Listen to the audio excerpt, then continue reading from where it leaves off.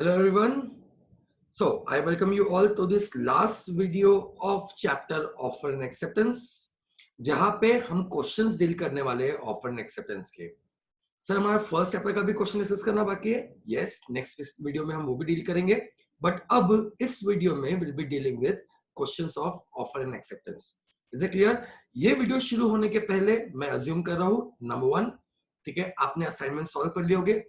Number 2, उसके answers भी मैंने ग्रुप में भेजे हैं, वो आपने चेक कर लिए होंगे। एंड आई ऑल्सो अज्यूम, ठीक है, कि आपके सब डाउट्स और रेडी होंगे और आप सेकंड चैप्टर रिवाइज कर चुके होंगे। Is it clear? ठीक है। नाउ लास्ट लेक्चर में मैंने आपको पढ़ाया था communication of offer and acceptance. उसमें हमने एक एग्जांपल भी देखा था अमित जी का, अमिताभ बच्चन जी का एंड आमिर खान का। उसी प्रिंसिपल्स पे अभी मैं एक क्वेश्चन रेज करता हूं, पहले उसका आप आंसर दीजिए। Is it clear? उसके बाद हम क्वेश्चन सॉल्व करना शुरू करेंगे offer and acceptance. Is it clear? सो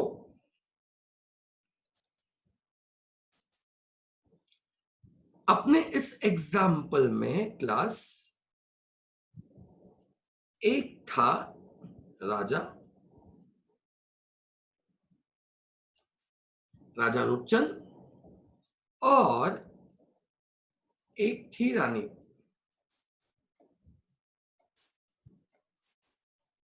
रानी रूपमती। एक था राजा और एक थी रानी। Is it clear? अब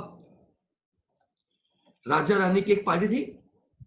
राजा रानी की इस पार्टी में राजा ने रानी को देखा, रानी ने राजा को देखा, दोनों ने एक दूसरे को देखा और प्यार हो गया।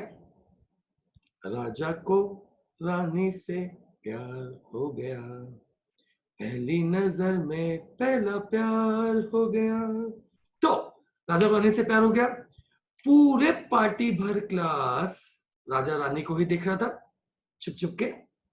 Is it clear? बट उसकी हिम्मत नहीं हुई कि पार्टी में जाके रानी को प्रपोज कर सके। पार्टी खत्म हुई, घर आया। एक दिन हो गया, 2 दिन हो गया, 4 दिन हो गए, 5 दिन हो गए। बेचारे राजा को रानी का ही चेहरा पूरे टाइम दिखाई देता। Is it clear? उसे समझ गया कि ये इन्फैचुएशन नहीं है, ये प्यार है। एंड राजा ने डिसाइड किया कि रानी को वो एक प्रेम पत्र लिखेगा। उसने अपने खास पक्षी कबूतर बाहुबली को बुलाया, ये कबूतर है। Is it clear? एंड एक प्यारा सा प्रेम पत्र लिखा और 8 फरवरी को, 8 फेब को, इज इट क्लियर, राजा ने वो प्रेम पत्र कबूतर को दे दिया। बोला बेटा आज 8 फरवरी है, याद रखियो वैलेंटाइंस डे आने वाला है, 14 फेब तक वो उसके पास पहुंच जाना चाहिए। अब कबूतर महाशय बाहुबली लेकिन निकले एंड वो पहुंचे रानी के पास 15 फरवरी को, और एक दिन लेट सीधा जाके लैंड किया रानी की खिड़की में।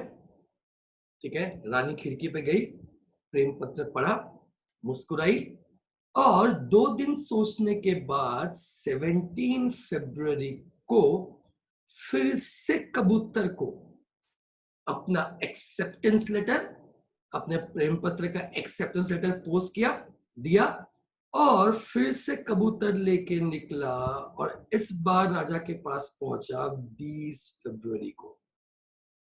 आप बोलेंगे सर जाने में उसने करीब 7 दिन लगा दिए, आने में 3 दिन में आ गया, ऐसा कैसे? ठीक है, एक्साइटमेंट के चक्कर में जल्दी जल्दी जल्दी जल्दी जाकर सीधा वो राजा की खिड़की पर लैंड किया एक्सेप्टेंस लेटर के साथ में। Is it clear? नाउ फिर से क्लास हमारे पास यहाँ पे 4 डेट्स आ गए। राजा ने लेटर दिया 8 फरवरी को, वो लेटर पहुंचा 15 फरवरी को, रानी ने एक्सेप्टेंस दिया 17 फरवरी को, और वो एक्सेप्टेंस लेटर पहुंचा राजा के पास 20 फरवरी को। Is it clear? इस कंसेप्ट पे क्योंकि लेटर वाला कम्युनिकेशन है, 5 क्वेश्चन आ सकते हैं। फिर से आपको क्या करना है, मैं क्वेश्चन पूछूंगा, आप वीडियो स्टॉप करोगे, 2 मिनट आंसर सोचोगे और आंसर दोगे, और फिर चेक करोगे आंसर सही है या नहीं। Is it clear? ठीक है, इस केस में आपके पास 4 ऑप्शन है। ए 8 फरवरी, बी 15 फरवरी, सी 17 फरवरी, and D 20 February.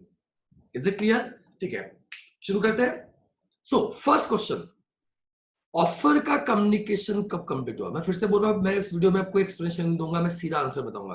Ready? Question number 1, offer का कम्युनिकेशन कब कंप्लीट हुआ?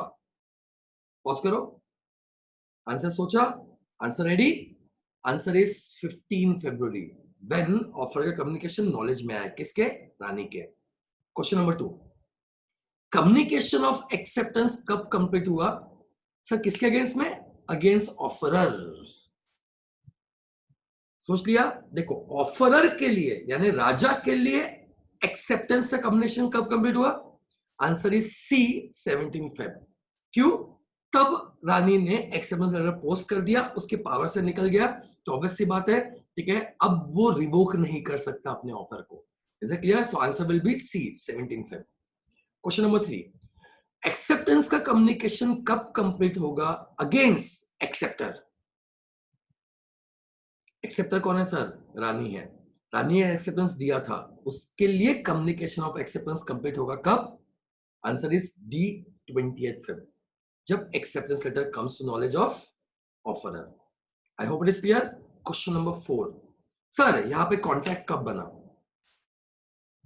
Answer is C, 17 Feb. हमने क्या देखा था? लेटर के कम्युनिकेशन में जैसे ही लेटर एक्सेप्टेंस का पोस्ट हुआ, हम मान लेते हैं कॉन्ट्रैक्ट हो गया, सब्जेक्ट टू एक्सेप्शन कि एक्सेप्टर चाहे तो उसे रिवोक कर सकता है। याद है? 20th फेब के पहले। नेक्स्ट क्वेश्चन, ऑफर रिवोक कब तक हो सकता है? The answer is C, 17th Feb. क्यों सर? ऑफर रिवोक हो सकता है जब तक ऑफर के लिए एक्सेप्टेंस से कम्युनिकेशन कंप्लीट नहीं होता। 17 फेब के पहले वो ऑफर को रिवोक कर सकता है। लास्ट क्वेश्चन, एक्सेप्टेंस कब तक रिवोक हो सकता है सर? एक्सेप्टेंस कौन दे रहा है? रानी दे रही है। रानी कब तक रिवोक कर सकती है? जब तक उसके अगेंस्ट में एक्सेप्टेंस कंप्लीट नहीं होता, यानी answer is D, 20th Feb के पहले वो एक्सेप्टेंस रिवोक कर सकती है। आपको याद है, एक्सेप्टेंस या ऑफर रिवोक होता है through some speedier means. I hope it is clear. So एक हमने क्वेश्चन देखा प्रैक्टिस करने के लिए, अब हम सीधा आते हैं अपने नोट्स में एंड नोट्स से सारे क्वेश्चंस देखना शुरू कर दें। Is it clear? देखिए फिर से, आज के क्लास में मैं आपको कैसे लिखना है वो नहीं सिखा रहा हूं। Is it clear? ठीक है, मैं कुछ कुछ पॉइंट्स बताऊंगा आपको, बट कैसे लिखना है वो नहीं सिखा रहा हूं। आज जो मेरा मेजर इंटेंशन है वो ये है कि हम क्वेश्चंस के आंसर्स क्या है वो देखेंगे। That's it. I hope it is clear. So this is chapter offer and acceptance. Just a moment, कुछ सेटिंग कर लो ताकि आपके लिए आसान हो जाए। Okay, so this is chapter offer and acceptance. I hope it is clear. इसमें हम नीचे मूव कर रहे हैं और पहला क्वेश्चन है ये practical question. I hope it is clear. ठीक है, प्रैक्टिकल क्वेश्चन पढ़ना शुरू करते हैं, मेरे साथ पढ़िएगा। Good girl soap company advertise that it would give a reward of ₹1000 who develops skin disease after using good girl soap of the company for a certain period according to printed directions। मतलब एक company थी, good girl soap company, उसने advertise किया कि हम ₹1000 ले देंगे उन लोगों को जिसको स्किन डिसीज हुआ हमारा सोप यूज करने के बाद भी। यानी इनडायरेक्टली वो दावा कर रहे थे कि हमारा सोप यूज करोगे डायरेक्शंस के साथ में तो आपको कभी स्किन डिसीज नहीं होगा। I hope it is clear. Miss Rakhi, कौन राखी? अपनी Rakhi Sawant, purchase the advertise good girl soap and develop skin disease in spite of using the soap according to printed instruction। यानी उसने सारे इंस्ट्रक्शंस फॉलो किए फिर भी उसे वो स्किन डिसीज हो गया। क्लास कुछ याद आ रहा है क्या? ऐसा सिमिलर केस अपन ने देखा था। कहां पे केस याद है? जनरल ऑफर का, Carlill versus Carbolic Smoke Ball Company. I hope it is clear. मैं आपको पहले बोल रहा हूं, जितने भी एग्जांपल्स हम देखेंगे, प्रैक्टिकल क्वेश्चंस हम देखेंगे, आई hope it is clear, practical cases हम देखेंगे, बहुत सारे केसेस पे एग्जाम में क्वेश्चन आ सकता है। ठीक है, ये भी नवंबर 8 पे क्वेश्चन आया हुआ है P2 में। P2 मतलब सीए के सेकंड ईयर में नवंबर 8 में उसे P2 बोलते थे, बाद में वो आईपीसीसी हो गया, बाद में इंटर हो गया। अभी इज इट क्लियर? ठीक है, तो आगे क्या हुआ? She claim reward of ₹1000। उसने बोला कि मुझे स्किन डिसीज हो गया इंस्ट्रक्शन फॉलो करने के बाद भी। The company refuse to reward on the grounds that offer was not made to her in that case she has not communicated her acceptance of the offer. मतलब company ने क्या बोला कि तुमने एक्सेप्ट किया था क्या, तुमने तो हमको एक्सेप्टेंस कम्युनिकेट ही नहीं किया, तो ऐसे केस में हम मानेंगे कि आपका एक्सेप्टेंस वैलिड नहीं है। क्वेश्चन क्या पूछ रहा है, decide whether miss rakhi can claim the reward और नॉट। Is it clear? ठीक है, अब याद करो वो केस कार्यालय वाला, उस केस में हमने किसका एग्जांपल देखा था, जनरल ऑफर का। आई होप इट इज क्लियर। तो जनरल ऑफर में हमने क्या देखा था सर, कि एक्सेप्टेंस आपको कम्युनिकेट करने की जरूरत नहीं है, anybody who comes forward and acts accordingly, हम मानते हैं कि उसने ऑफर एक्सेप्ट कर लिया। Is it clear? ठीक है, इस केस में क्या हुआ, शी एक्टेड अकॉर्डिंगली। तो जनरल ऑफर में even if you act accordingly, आप अगर इंस्ट्रक्शंस फॉलो करते हो, टर्म्स एंड कंडीशन फॉलो करते हो, तो इस केस में हम मान लेंगे कि आपने ऑफर एक्सेप्ट कर लिया। आई होप इट इज क्लियर। आज की क्लास में आप देखो, वैसे तो हम किसी भी प्रैक्टिकल क्वेश्चन को 3 पार्ट में डिवाइड करते हैं, fact of the case, law and conclusion, but आज मैं आपको सिर्फ सिखा रहा हूं लॉ और conclusion. Is it clear? Now इसमें कंक्लूजन क्या है सर, आंसर क्या है, क्या वो रिवॉर्ड क्लेम कर सकती है या नहीं? आंसर इज यस, वो रिवॉर्ड क्लेम कर सकती है। याद रखना, आप जो भी आंसर लिखोगे आप कंक्लूजन में लिखोगे। I hope it is clear. And conclusion के लिए आपने जो भी लॉ यूज किया, आपने ये कंक्लूजन में ड्रॉ करने के लिए जो भी लॉ यूज किया, वो कहां पे लिखोगे, लॉ में। Is it clear? इस केस में मुझे बताओ, आपने लॉ क्या यूज किया, आपने ये लॉ यूज किया कि it is a general offer, and general offer में anybody who comes forward and acts accordingly, हम मानते हैं कि उसने ऑफर को एक्सेप्ट कर लिया अगर उसने वो सारे कंडीशन सेटिस्फाई किए, उसे कम्युनिकेट करने की जरूरत नहीं है। यू कैन सी लॉ में वही दिया हुआ है कि जनरल ऑफर में it can be accepted by any person satisfying the condition and complying with terms of the offer, that is anybody who comes forward and acts accordingly। मैंने ये law use किया, मैंने लॉ में लिख दिया। And conclusion में you can see thus Rakhi can claim the reward as promised by the company. Is it clear? इसके लिए हमने केस कौन सा यूज किया था, Carlill versus Carbolic smoke company. तो अगर आपको केस एग्जैक्टली याद है कि इससे सिमिलर ऐसा कोई इश्यू चल रहा है, तो आप रेफरेंस केस भी आंसर में लिख सकते हो। अब इसमें से क्या बचा हुआ है, फैक्ट ऑफ द केस, जो आपको अभी नहीं समझा रहा, मैं आपको जो वीडियो रहेगा, जो संडे को सरप्राइज वीडियो आने वाला है, अब सरप्राइज क्या बचा जाने दो, तो संडे को वीडियो आने वाला है जिसमें आपको बताऊंगा कि एक लॉ का आंसर को आप कैसे लिखते हैं। Is it clear? As on date सिर्फ इतना रखो, हम प्रैक्टिकल क्वेश्चंस को 3 पार्ट में डिवाइड कर रहे हैं, fact of the case, law, conclusion. Conclusion में हम आंसर लिखेंगे, एंड वो आंसर में अराइव होने के लिए जो भी लॉ है वो हम लॉ में लिखेंगे। आई होप इट इज क्लियर। ठीक है, कैसे लिख रहे हैं, क्या लिख रहे हैं, मैं आपको लिखने तरीका नहीं बता रहा, मैं सीधा आपको लॉ दिखा रहा हूं और मैं आंसर दिखा रहा हूं। I hope it is clear. So we are done with this question. Moving forward, rules देखा रिगार्डिंग वैलिड ऑफर, आगे बढ़ते हैं, आगे बढ़ते हैं, आगे बढ़ते हैं। Next question, you can see this question, ये भी एक प्रैक्टिकल क्वेश्चन है क्लास। ओके, नाउ इस क्वेश्चन में क्या था, S offers to sell B his car for ₹3 lakh. S ने ऑफर दिया बी को, तो एस हो गया ऑफरर, बी हो गया offeree. Okay, T standing near bye, देखो ये टी नया पार्टी आ गया, ये टी पहले नहीं था। T standing near by says I will buy the car if B does not. एक सेकंड, ऑफर किसने दिया था सर, एस ने दिया था। किसको दिया था, बी को दिया था। कौन सा ऑफर था, स्पेसिफिक था कि जनरल ऑफर था, सर स्पेसिफिक ऑफर था, बी को दिया था। तो हमारे अंदर में तुम्हारा क्या काम है, क्या भैया टी कहां से आ गए? Is it clear? टी ने उन्हें क्या बोला कि अगर बी ने नहीं खरीदा तो मैं खरीदूंगा। I hope it is clear. Now B is not interested in the car. चलो क्वेश्चन में ये भी देख लिया कि बी इंटरेस्टेड नहीं है क्लास। ठीक है, क्वेश्चन क्या है, does contract arise between S and T. S मतलब ऑफर और टी मतलब थर्ड पार्टी जिसको ऑफर नहीं दिया था। ठीक है, मुझे बताओ अगर बी ने मना कर दिया, क्या एस और टी के बीच में कॉन्ट्रैक्ट हुआ कि नहीं हुआ? The answer is no. क्यों सर? वो स्पेसिफिक ऑफर था, जिसको ऑफर दिया वो ही ऑफर को एक्सेप्ट कर सकता है। आई hope it is clear. Offer किसको दिया गया था, बी को दिया गया था।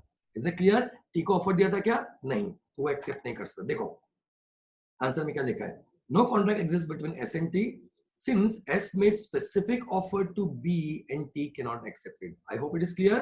ठीक है, next, what will be the position if T says S here is the money I will take the car.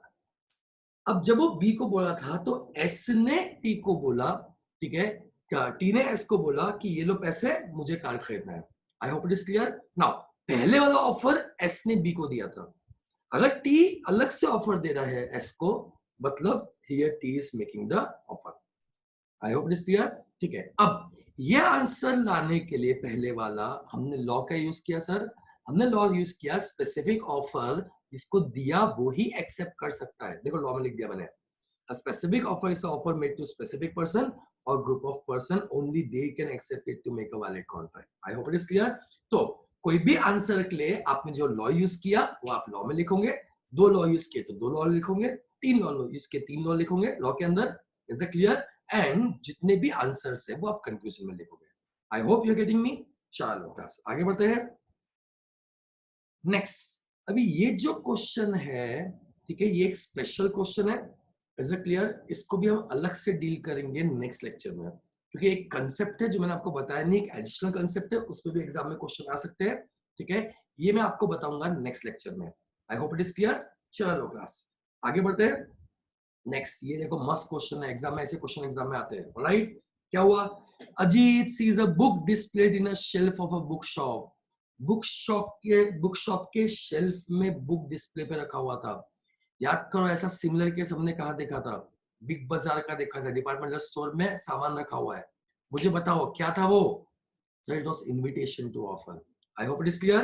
ठीक है, with a price tag of ₹95. Okay, Ajit tenders मतलब दिया ₹95 at the counter and asked for the book. एक second, book shelf में रखा हुआ था, was invitation to offer. Is it clear? And उसने क्या किया, बुक स्टोर कीपर को बजा के, ठीक है, बुक दिया। आई होप इट इज क्लियर, बोले मुझे खरीदना है। आगे क्या हुआ? The bookseller refused to sell, saying that the book has already been sold to someone else and he does not have another copy of that book in the stock. देखो bookseller ने refuse कर दिया। Is the bookseller bound to sell the book? सब लोग मेरे साथ में हैं। बाउंड कब होगा? जब कॉन्ट्रैक्ट होगा।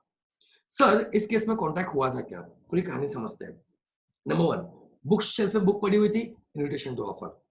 अजीत ने जाके बोला मुझे बुक खरीदना है और पैसे दिया, ऑफर। अब वो बुक सेलर के हाथ में है कि एक्सेप्ट करेगा या नहीं। यहाँ एक्सेप्ट किया क्या? नहीं। कॉन्ट्रैक्ट बना क्या? नहीं। अगर कॉन्ट्रैक्ट नहीं बना तो बाइंड होगा कि नहीं होगा? आंसर इज नहीं। बाइंडिंग कब होगा? ऑब्लिगेशन कब आएगा? जब कॉन्ट्रैक्ट बनेगा। I hope you are getting me. ठीक है, तो आंसर क्या होगा? After a procedure, we conclude that the book displays were initially open when Ajit took the book at the counter to buy it. Such a wanted to offer to bookseller not binding. देखो, not binding him into a valid contract. Contract बनेगा क्या? नहीं। इसके में law के use किया, invitation to offer का reply offer होता है, उसका रिप्लाई एक्सेप्टेंस होता है, तब जाके कॉन्ट्रैक्ट बनता है। ये सब चीज लॉ में लिखी हुई है। Is it clear? Reference case में केस लॉ का नाम लिखा हुआ है, बट ये एडिशनल केस लॉज है आपके बुक के, मैंने इस चैप्टर के एंड में दिए हुए। ये याद भी क्या चलेगा, नहीं भी याद क्या चलेगा, बिकॉज बहुत सारे केस लॉस है, हम सारे केस लॉस याद नहीं कर सकते। Is it clear? मैंने आपको रेफरेंस दे दिया सेकंड चैप्टर के एंड में। कल मैं केस लॉस पे डिस्कशन करने वाला हूँ और आंसर कैसे लिखते हैं उस पर डिस्कशन करने वाला हूँ। आई होप इट इज क्लियर। ठीक है, बट ये आपको केस लॉ याद है, वेल एंड गुड। याद नहीं है कोई दिक्कत नहीं है, ये केस लॉ एंड में दिया है मैंने इस चैप्टर के। Is it clear? ओके, चलो सर आगे बढ़ते हैं। Next question, Mr. D started self-service system in the shop. Mr. A entered the shop, took a basket, and after taking article of his choice into the basket, reached the cashier for payment. Okay, the cashier refused to accept. Can Mr. A compel Mr. D to sell the said article? ठीक है, Mr. D मतलब seller. I hope it is clear. Again similar question. Book self service system में, ठीक है, article रखा हुआ था, was invitation to offer. Mister A ने पिक किया, कैशियर के पास गए, कैशियर ने मना कर दिया, यानी ऑफर को एक्सेप्ट नहीं किया। कॉन्ट्रैक्ट हुआ क्या? नहीं। तो क्या वो कंपेल कर सकता है? नहीं, बिकॉज वो उस पर बाइंडिंग नहीं है। Is it clear? ठीक है, चलो आगे बढ़ते हैं। नाउ थ्योरी क्वेश्चन भी देख लेते हैं। काउंटर ऑफर डील हुआ, ठीक है, हमने देखा ऑफर कब कब लैप्स होता है, situational cases where offer lapses और कम्स टू एन एंड। उसमें कुछ थ्योरी क्वेश्चन देखे। देखो number one, counter offer to a offer lapses the offer. अब अगर आप लैप्स ऑफ ऑफर कंसेप्ट देखोगे क्लास, एक्सक्यूज मी,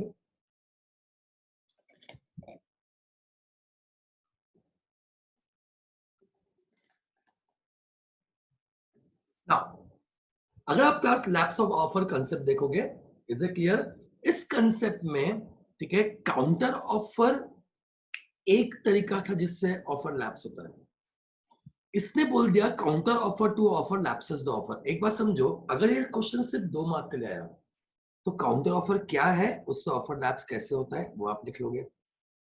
बट अगर ये क्वेश्चन 4 मार्क का आया, सर ठीक है 2 मार्क के क्वेश्चन में ठीक है, 4 मार्क के काउंटर ऑफर के बारे में कितना लिखेंगे? Is it clear? ऐसे केस में क्या करना, जब भी 5-6 पॉइंट में से एक पॉइंट आए, शुरुआत उस पॉइंट से करो वो पॉइंट खत्म होने के बाद लिख दो there are other ways through which a offer can be lapse, they are as follows, ये बोल के बाकी पॉइंट्स भी लिख दो। सिर्फ 2 मार्क का क्वेश्चन आया तो काउंटर ऑफर पे पेल के मारो ऐसे को सारे आंसर्स। बट अगर 4 मार्क के लिए क्वेश्चन आया तो 2 मार्क काउंटर ऑफर भी कितना लिखोगे? 30 ऑफर काउंटर ऑफर होता है जिसमें ऑफर दोनों एक ऑफर के बदले में सामने वाले ने ऑफर दिया, काउंटर ऑफर से ओरिजिनल ऑफर लैप्स हो जाता है। अब क्या करोगे? आगे के पॉइंट्स लिखने के लिए क्या करोगे? ठीक है, बचे हुए पॉइंट्स भी जो है ऑफर लैप्स होने के वो मेंशन कर दो। तो आपको मैंने क्या तरीका बताया? जब भी एक पॉइंट पूछा 5-6 पॉइंट में से उस पॉइंट को लिखते हुए अगर 4 मार्क क्वेश्चन है बचे हुए पॉइंट्स भी दे दो। Next, when does a offer lapse, अभी जनरल क्वेश्चन है। ऑफर लैप्स कब कब होता है? आपको सारे पॉइंट्स मेंशन करने पड़ेंगे। Next, when may revocation of a offer be made otherwise then by communication. देखो कंसेप्ट देखो, आप इन सब में अदरवाइज देन मतलब कम्युनिकेशन छोड़ के, वो बोल रहा है रिवोकेशन कब तक होगा, कब कब होगा, ऑफर लैप्स कब कब होगा, कम्युनिकेशन छोड़ के। देखो कम्युनिकेशन सिर्फ नोटिस ऑफ रिवोकेशन में कम्युनिकेट कर रहे हैं, नोटिस दे रहे हैं। तो इस क्वेश्चन में आपको ए पॉइंट छोड़ के बाकी सारे पॉइंट्स लिखने हैं। I hope you are getting me. चलो क्लास आगे बढ़ते हैं। एक्सेप्टेंस देखा, अब देखो कहीं से तो ढूंढ के मैंने एक मस्त प्यारा वाला एकदम ढिंचैक क्वेश्चन निकाला। क्या बोलता है? Acceptance is to proposal. Acceptance proposal के लिए ऐसा है, what a lighted match stick is to train of gun powder. मतलब सर क्या, एक ट्रेन भरी है गन पाउडर से, असला बारूद के साथ लैस।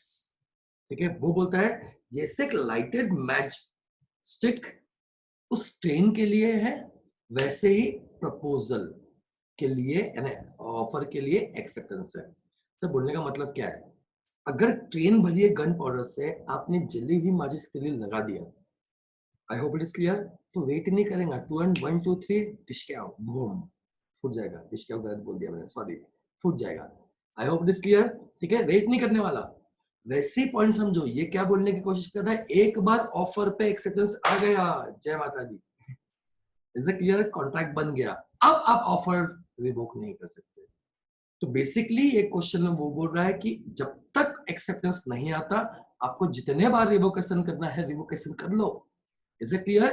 बट याद रखियो, ठीक है, एक बार एक्सेप्टेंस आ गया, कॉन्ट्रैक्ट बन गया, उसके बाद ऑफर रिवोक करने का ऑप्शन अवेलेबल नहीं है। Is it clear? चलो आगे बढ़ते हैं sir. What are rules regarding valid acceptance? Okay okay okay. Next, what is the acceptance? Acceptance का डेफिनेशन लिखना है आपको। What are the essentials of a valid acceptance, मतलब वो कंडीशंस बोल रहा है फॉर वैलिड एक्सेप्टेंस। कितने पॉइंट है सर? 9 पॉइंट है। कितने लिखेंगे? देखो, ठीक है, कितने मार्क क्वेश्चन आएगा? 4 मार्क क्वेश्चन आएगा तो उसका डबल कर दो, 8 पॉइंट्स आपको लिखने पड़ेंगे। तो सर लॉ में ऐसा है क्या एक पॉइंट आधे मार्क का है? नहीं। ठीक है, वो लोग क्या करते हैं, रिवर्स कैलकुलेशन करते हैं। रिवर्स मतलब कैसे? 9 पॉइंट है तो आप 8 लिख सकते हो, तो कम से कम 7 या 8 पॉइंट लिखो, आपको 4 मार्क मिलेंगे, यानी हर पॉइंट आधे मार्क का। बट अगर 5 या 6 पॉइंट है, जैसे वो आपने देखा इसके पहले क्वेश्चन में ऑफर लैप्स होता है, तो ऐसे केस में वो एक्सपेक्ट कर रहे, सारे पॉइंट्स को एक्सपेक्ट नहीं करता, वो एक्सपेक्ट कर रहे कि एटलीस्ट आप 5 पॉइंट लिखोगे, और on an average 4 mark question में वो 1 पॉइंट के लिए 1 मार्क कर देंगे। मतलब लॉ में कैसा होता है, लॉ में जितने पॉइंट्स है उस आंसर के लिए उसके हिसाब से वो मार्क वेटेज को बाइफरकेट कर देते हैं कि कितने पॉइंट्स लिखने हैं आपको। 4 ही पॉइंट है, 4 मार्क का क्वेश्चन है तो 1 मार्क का 1 पॉइंट। सर 8-9 पॉइंट्स है तो ऑन एन एवरेज आधा मार्क का 1 point. Is it clear? Next question में मूव करें सर, प्रैक्टिकल क्वेश्चन एकदम मस्त वाला। A offered to sell his house to B for rupees 10,000. ठीक है, ऑफर कितने का दिया? 10,000 का। B replied that he can accept only for rupees 8,000. यहाँ पे रुको, ऑफर कितने का दिया था? 10 का। एक्सेप्ट कितने के लिए किया? 8 के लिए। एक्सक्यूज मी, जैसा ऑफर दिया वैसा एक्सेप्ट किया क्या? नहीं sir, terms and condition change कर दी। ये क्या है? This is nothing but counter offer. A rejected बीस काउंटर ऑफर। लो, उसने काउंटर ऑफर दिया और ए ने रिजेक्ट भी कर दिया। ठीक है, to buy for rupees 8,000, reject कर लिया ना, ऑफर लैप्स हो गया। याद आपको, रिजेक्शन से ऑफर लैप्स होता है। देखो ऑफर लैप्स के पॉइंट में, B later change his mind and now is willing to buy for the 10,000। अरे भाई साहब, अब पछताए हो क्या जब चिड़िया चुग गई खेत। Is it clear? एक बार उसने रिजेक्ट कर दिया तो ऑफर क्या हो गया? लैप्स। अब आपका अगर हृदय परिवर्तन हो गया, उससे कोई फर्क पड़ने वाला नहीं है। अब अगर आप 10,000 में बोलते भी हो एक्सेप्ट करने के लिए, तो भी कॉन्ट्रैक्ट बनने वाला नहीं है। क्वेश्चन क्या पूछ रहा है? Whether there is a valid contract. बताओ क्लास, कॉन्ट्रैक्ट बनेगा कि नहीं बनेगा? सर नहीं बनेगा। तो आंसर में लिखा होगा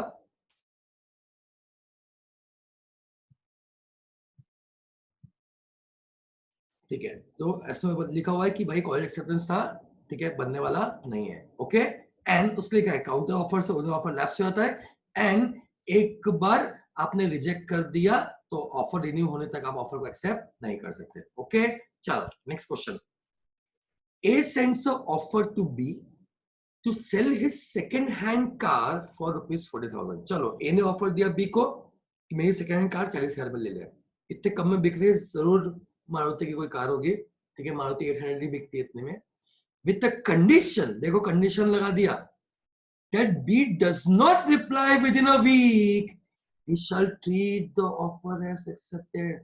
भैया क्या हुआ, ठीक है, इस केस में क्या हुआ, ठीक है, याद करो उसने ऑफर में क्या बोला कि भाई तूने अगर रिप्लाई नहीं किया एक वीक के अंदर तो मैं मान लूंगा कि एक्सेप्टेंस हो गया। याद करो मेरे प्रीवियस लेक्चर्स, हमने एक ऑफर की कंडीशन देखी थी, याद है क्या, offer should not contain a term non compliance of which will automatically amount to acceptance. देखो लॉ में लिखा हुआ है, तो ऑफर ही वैलिड नहीं है जिसमें आपने बोला है कि तूने इतने टाइम पे एक्सेप्ट नहीं किया तो मैं एक्सेप्टेंस मान लूंगा। तो क्वेश्चन क्या बोलता है, इस, ठीक है, okay, is A correct in his preposition, यहाँ प्रपोजिशन मतलब क्या होगा, ऑफर, बताओ क्या ये ऑफर वैलिड है, नहीं, is A correct in his preposition मतलब क्या ऑफर वैलिड है या नहीं, बताओ क्लास ऑफर वैलिड है क्या, answer is no. What is the position if B communicate his acceptance after 1 week, एक वीक के बाद एक्सेप्ट किया तो क्या होगा, एक सेकंड, ऑफर में टाइम लिमिट दिया हुआ था, कंडीशन दी हुई थी, कब तक एक्सेप्ट करेंगे, एक हफ्ते के अंदर, एक हफ्ते का एक्सेप्ट किया तो अब ऑफर लैप्स हो चुका है, अब एक्सेप्ट करके मतलब नहीं है, इस केस में भी कॉन्ट्रैक्ट बनने वाला नहीं है। इज इट क्लियर, दोनों आंसर कंक्लूजन में दिए हुए और उसके लिए लॉ लॉ में दिया हुआ है। आई होप इट इज क्लियर। ये लॉ में आप और एक लॉ मेंशन कर सकते हो, ये तो फर्स्ट आंसर रेस कर रहा है, सेकंड लॉ लिख सकते हो कि वंस, ठीक है, time for which offer was valid, वो ओपन था, ठीक है, गेट्स फिनिश मतलब टाइम खत्म हो जाता है, इज इट क्लियर, तो ठीक है, offer will be lapse and acceptance after prescribed time will not make a valid contract. Is it clear, let's move ahead. अब when communication of acceptance is not necessary, देखो ये theory question है सी वाला, is it clear, ठीक है, मैंने आपको बताया था कि मुझे एक दो कंसेप्ट आपको और पढ़ाने हैं, तो नेक्स्ट लेक्चर में मैं वो एक दो कंसेप्ट को देने वाला हूँ, साथ ही छोटा सा क्वेश्चन भी डील कर दूंगा। इज इट क्लियर, आज का हमारा जो मेन क्लास का मुद्दा है वो क्वेश्चन सॉल्व करने का है, तो मुद्दे को हटाते नहीं है, मुद्दे से हटते नहीं है, पहले वो कंप्लीट करते हैं। ऑलराइट क्लास, चलो सर मूविंग अहेड, ठीक है, next question sir. X offered to sell his land to N for 28,000। X ने ऑफर कितना दिया N को कि मेरा लैंड ले ले 28,000 में। N replied purporting, purporting मतलब supporting, इसके साथ में, to accept the offer and enclose a check for 8,000। He also promised to pay the balance of 20,000 in monthly installment of rupees 5,000 each। एक सेकंड सर, मैंने आपको ऑफर दिया कितने का, 28,000 का लैंड खरीदने के लिए, आपने क्या किया, चेक भेज दिया 8,000 का, और साथ में प्रॉमिस किया कि 5-5 हजार के हर महीने के इंस्टॉलमेंट में मैं आपको 20,000 पे करूंगा, यानी 4 महीने तक पे करूंगा। इज इट क्लियर, पॉइंट समझो क्लास, मैंने 28,000 का ऑफर दिया था, आप 8,000 कैश दे रहे हो, 5,000 के इंस्टॉलमेंट होंगे, आपने क्या लगाई क्लास, कंडीशन लगाई, this is a conditional acceptance. Is it clear, 28,000 का ऑफर दिया था, आपने यहाँ पे टर्म्स एंड कंडीशन लगा दी, अभी 8 का चेक ले लो, 5-5 के 4 इंस्टॉलमेंट दूंगा, excuse me, this is a condition, mode of payment change करना है, मोड ऑफ पेमेंट में टर्म्स एंड कंडीशन लगाना, दैट मींस आपने कंडीशन लगाई, एंड याद रखना conditional acceptance is no acceptance, it is counter offer. Is it clear, तो question है क्या यहाँ पे वैलिड कॉन्ट्रैक्ट बनेगा, एक सेकंड, ये तो काउंटर ऑफर है, वैलिड कॉन्ट्रैक्ट बनने वाला है क्या, नहीं, तो क्या लिखा है कि यहाँ पे कोई कॉन्ट्रैक्ट बनने वाला नहीं है बिकॉज क्वालिफाइड एक्सेप्टेंस था। Is it clear, it is not a valid acceptance, it is a counter offer. Okay, और इसके रूल क्या रखा, यूज किया कि भाई एब्सोल्यूट तो अनक्वालिफाइड होना चाहिए बिकॉज कंडीशनल एक्सेप्टेंस एक्सेप्टेंस थोड़ी है, it's a counter offer. Okay, ठीक है, next concept, communication of offer and acceptance. Is it clear, चलो ये सब आपने पढ़ लिया होगा, ये क्वेश्चन देखते हैं मस्त वाला, ठीक है, क्वेश्चन देखना, तो मैं पानी पी रहा हूं, अब जल्दी से क्वेश्चन देखो ये वाला।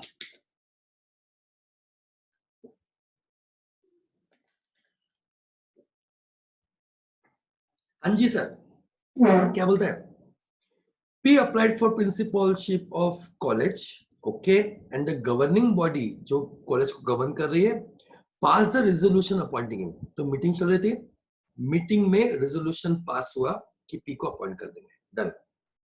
After the meeting a member of governing body privately inform P of the resolution. I hope it is clear. After the meeting मतलब मीटिंग के बीच में कुछ ब्रेक हुआ होगा इस केस में, इज इट क्लियर? तो क्या हुआ, एक बंदे ने पी को बता दिया भाई तेरा तो काम हो गया, तुझे अपॉइंट कर दिया, अभी भी रेजोल्यूशन पास हुआ है। The resolution was subsequently रिसाइंडेड। देखो ब्रेक के पहले रेजोल्यूशन पास हुआ, इज इट क्लियर, और बोल दिया कि पी को अपॉइंट करेंगे।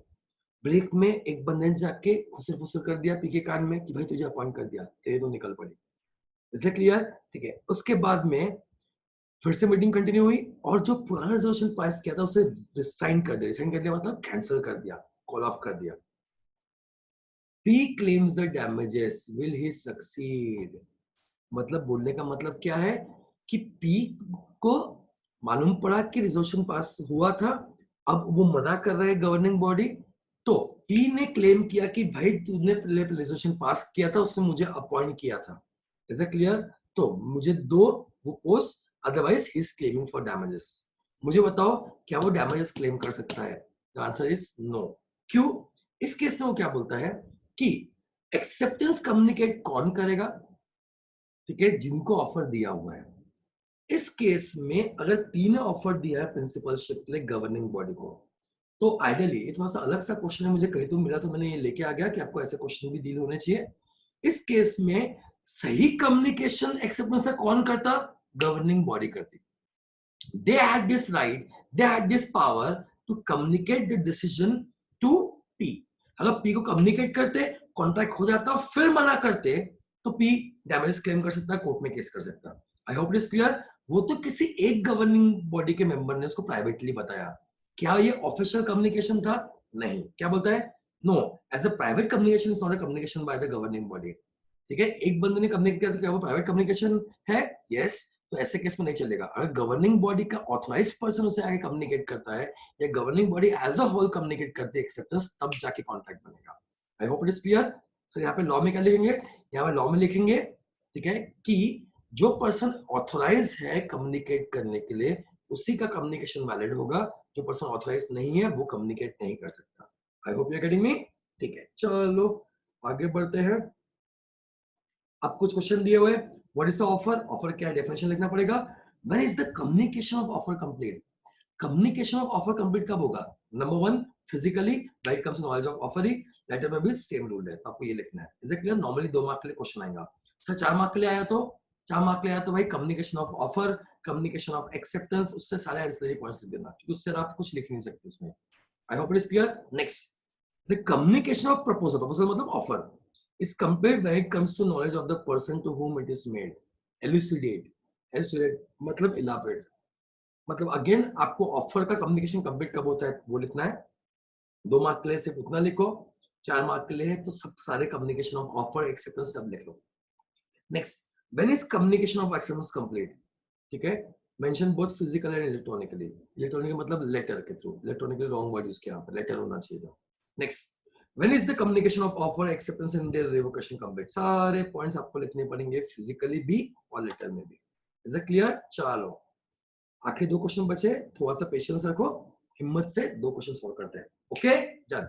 चलो, M agreed on Monday to sell his property to N by a written agreement which stated that this offer to be left open until Saturday 10 am। देखो offer किसने दिया? M ने। किसको? N को। और बोला ये ऑफर ओपन है। ओपन ऑफर याद है? स्टैंडिंग है। कब तक? सैटरडे तक। मंडे को ऑफर दिया, बोला भैया तेरे पास 1 हफ्ते है, सोच ले, सैटरडे 10 बजे तक ये ऑफर वैलिड रहेगा। In the mean time on Wednesday, Wednesday को क्या हुआ? M enters into contract to sell the property to, एक सेकंड, ऑफर दिया था M ने N को, ऑफर ओपन था कब तक? सैटरडे तक। बीच में वेडनेसडे को वो किसी और को बेच रहा है, क्या ये अलाउ है? The answer is no. अगर आपने किसी को ऑफर दिया हुआ है, आप दूसरी और को बेचो, कोई प्रॉब्लम नहीं है, पहले आपका वो ऑफर रिवोक कर दो। ऑफर रिसेंड हो गया, लैप्स हो गया, फिर भाई आपको जहां मुंह काला कराना कराओ। जहां आपको जाके कॉन्ट्रैक्ट करना है करो, कोई दिक्कत नहीं है, लेकिन ऑफर लैप्स होने के बाद, ऑफर लैप्स कब होने वाला था? सैटरडे को। I hope you are getting me, ठीक है। और आप वेडनेसडे को किसी और को बेच रहे हो, चलेगा क्या? नहीं, ठीक है। M enters into contract to sell property to N, who was sitting in the next room, hears about the deal between M and O. देखो क्वेश्चन में ट्विस्ट कैसे आया, ठीक है।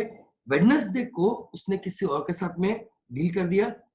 अब उसने ऑफर एन को दिया था, एन बाजू वाले रूम में बैठा था, बट उसने वो ओवरहर्ड कर लिया, सुन लिया कैसे डील हो रही है, ठीक है। ये क्वेश्चन कंसेंट क्या है? ये क्वेश्चन का कंसेंट है क्लास कि अगर एन ने सुन लिया तो क्या उसको ऑफर रिवोक हो गया? The answer is no. N ने ओवरहर्ड भी कर दिया तो भाई वो ऑफिशियली एन ने एन को नहीं बोला कि मैं रिवोक कर रहा हूं, वो तो उसने कानाफूसी करते हुए सुन लिया, क्योंकि दीवारों के भी कान होते हैं और दीवारों के बाजू में कान पे कान लगा के बैठा हुआ था एन, उसने सुन लिया। क्या ऑफिशियली एन ने एन से ऑफर रिवोक किया, नोटिस ऑफ रिवोकेशन दिया? नहीं, ठीक है। तो क्वेश्चन क्या बोल रहा है इस केस में? On Friday, N accept the offer and delivers to M the letter of acceptance. देखो Saturday के पहले उसने ऑफर एक्सेप्ट कर दिया। Is N's acceptance valid? The answer is yes. क्यों? N ने ऑफर किसको दिया? N को। N ने फ्राइडे को एक्सेप्ट किया। बीच में वेडनेसडे को M ने O को दिया, पर हम पहली बात कर चुके हैं M O को नहीं दे सकता बिकॉज ऑलरेडी एक ऑफर दिया हुआ है। आई होप इट इज क्लियर। किसको? N को। सैटरडे तक आपको वेट करना पड़ेगा। और एक विषय मुद्दा क्या आया कि एन ने वो एम और ओ की बात सुननी थी, ओवरहर्ड कर दिया था, क्या ऑफर लैप्स होगा? Answer is no. जब तक officially an notice of revocation नहीं देगा एन को, तब तक वो कंप्लीट होने वाला नहीं है। ओके क्लास, देखो आंसर लिखा होगा, overhearing by N does not amount to a valid revocation by M, therefore N's acceptance is valid. Okay, I guess last दो क्वेश्चन है, जल्दी से कर लेते हैं, आज का काम कंप्लीट करते हैं। ओके, सो इसी केस में क्या है? इसी केस में एक पार्टी है Ramaswamy. Ramaswamy propose to sell his house to Ramanathan. Ramaswamy ने घर बेचने की बात की, किसको? रामनाथन को। Ramanathan send his acceptance by post. Okay, post acceptance भेज दिया। Next day Ramanathan sends a telegram withdrawing his acceptance. एक सेकंड, यहाँ पे क्या हुआ? यहाँ पे पहले उसने एक्सेप्टेंस भेज दिया पोस्ट से, और नेक्स्ट डे साथ साथ रिवोकेशन में भेज दिया। शायद उसे रियलाइज हुआ कि नहीं भाई एक्सेप्ट नहीं करना चाहिए था, और उसने रिवोकेशन लेटर भी भेज दिया एक्सेप्टेंस का। चलो आगे क्या हुआ? Examine the validity of acceptance in the light of the following. Done sir. The telegram of revocation is received by Ramaswamy before the letter of acceptance. एक सेकंड, लेटर केस में रिवोक कब तक हो सकता है सर? लेटर ऑफ एक्सेप्टेंस पहुंचने के पहले। इस केस में क्या हुआ? लेटर ऑफ एक्सेप्टेंस पहले पहुंचा कि लेटर ऑफ रिवोकेशन पहले पहुंचा? सर लेटर ऑफ रिवोकेशन पहले पहुंचा। बताओ एक्सेप्टेंस रिवोक हुआ कि नहीं? Answer is yes, acceptance revoke हो गया। Is it clear? Next question. The telegram of revocation and letter of acceptance both reached together. देखो मैंने आपको वीडियो में भी ये पॉइंट बताया था, दोनों साथ में गए और कुछ भी लिखा हुआ नहीं है तो हम मानते हैं कि भाई ठीक है, लेटर ऑफ रिवोकेशन को हम वैलिड मान लेते हैं और मान लेते हैं कि एक्सेप्टेंस रिवोक हो गया। Is it clear? ऑल्टरनेटिव आप ये भी आंसर लिख सकते हैं कि अगर क्वेश्चन में दिया होता कि पहले लेटर ऑफ एक्सेप्टेंस ओपन किया है तो हम मान लेते हैं कॉन्ट्रैक्ट हो गया, बट अगर लेटर ऑफ रिवोकेशन पहले ओपन किया है तो हम मान लेंगे कि रिवोक हो गया। बट यहाँ पे क्वेश्चन कुछ भी मेंशन नहीं कर रहा, तो हम ये अज्यूम कर रहे हैं, या अज्यूम क्या कर रहे हैं, हम ये बोल देंगे कि ऑफ एक्सेप्टेंस क्या हो गया? रिवोक हो गया। ओके क्लास, आंसर पढ़ लेना। Moving to last question, simple सा क्वेश्चन है ये भी।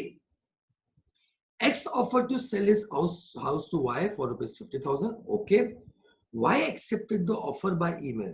Done. On next day, Y sent a fax revoking the acceptance which reached X before the email. अब देखो, हो सकता है कि आप यहाँ पे ईमेल और फैक्स में घूमते रहे। पॉइंट समझो, ठीक है? एक्सेप्टेंस किसके थ्रू किया? ईमेल के थ्रू। रिवोक किसके थ्रू किया? फैक्स के थ्रू। और पहले ईमेल पहुंचा कि पहले फैक्स पहुंचा? वैसे ईमेल पहुंचना चाहिए था प्रैक्टिकल लाइफ में, बट क्वेश्चन में दिया हुआ कि पहले क्या पहुंचा? फैक्स। यार ने रिवोकेशन पहले पहुंचा किसके? एक्सेप्टेंस के। तो सर कॉन्ट्रैक्ट बनेगा कि रिवोक हो जाएगा? द आंसर इज रिवोक हो जाएगा। यहां पर लिखा होगा रिवोक हो जाएगा। फिर और क्या बोलते हैं question? Would it make any difference if both email of the acceptance and fax of the revocation of acceptance reaches at the same time? क्या बोला, क्वेश्चन में कुछ भी नहीं बोला तो हम मान लेंगे कि रिवोक हो गया। तो क्या कोई डिफरेंस होने वाला है? नहीं, क्योंकि पहले क्वेश्चन, इसी के पहले पार्ट वाले आंसर में भी रिवोक हो चुका था और सेकंड पार्ट वाले आंसर में भी रिवोक हो चुका है। देखो हु ओपन फर्स्ट लिखा हुआ है, तो आप वैसे भी देख सकते हैं या डायरेक्टली भी लिख सकते हैं कि रिवोक हो गया। Is it clear? Other important points हमने डिस्कस कर चुके हैं। परफेक्ट। चार्ट भी दिया है क्विक रिवीजन के लिए। ओके सर, वो हम घर पे पढ़ लेंगे। ये चार्ट तो मैंने आपको लिखवाया भी है, कम्युनिकेशन ऑफ ऑफर एक्सेप्टेंस। कुछ केस लॉस है, ठीक है। आप क्या करो, मैं नेक्स्ट क्लास में, जो कल सैटरडे है बट संडे को मैं आपको एक लेक्चर भेजने वाला हूँ। Is it clear? संडे के लेक्चर में मैं केस लॉस भी डिस्कस करूंगा। Is it clear? ठीक है, बट आपके साइड से मैं एक्सपेक्ट कर रहा हूं एक बार ये सारे केस लॉस पढ़ लो, भले ही नहीं समझे, ठीक है। केस लॉ एक बार सारे पढ़ लो, ठीक है। फिर मैं एक बार डिस्कस करके आपको बताऊंगा केस लॉस पढ़ते कैसे हैं, किस इंटेंशन से पढ़ते हैं, पढ़ना जरूरी है कि नहीं, नाम याद करना जरूरी है कि नहीं, ये सब कुछ हम डिस्कस करेंगे। आई hope it is clear. Next lecture में मुझे आपको 3 पेंडिंग चीज पढ़ानी है इसमें। नंबर 1, कम्युनिकेशन ऑफ एक्सेप्टेंस के कुछ पेंडिंग पॉइंट्स छोड़े थे, एक क्वेश्चन मैंने पेंडिंग छोड़ा है और एक case laws. Is it clear? ये हम नेक्स्ट लेक्चर में डील करेंगे। साथ साथ अब और एक लेक्चर आने वाला है फर्स्ट चैप्टर के क्वेश्चंस डिस्कस करने के लिए, वो भी बहुत जल्दी आने वाला है। नंबर 3, मैं आपको और एक लेक्चर देने वाला हूँ कि जनरली लॉ के आंसर्स कैसे लिखते हैं। ये सारे लेक्चर्स बहुत जल्दी आने वाले हैं। I hope it is clear. I hope आपको सारे क्वेश्चन समझे होंगे। कोई भी डाउट हो तो आप मुझे पूछ सकते हो। Is it clear? Thanks for watching this video. Is it clear? आगे के लेक्चर्स हम कंटिन्यू करेंगे नेक्स्ट क्लास में। Is it clear? चलो, टेक केयर, शब्बा खैर, बाय बाय।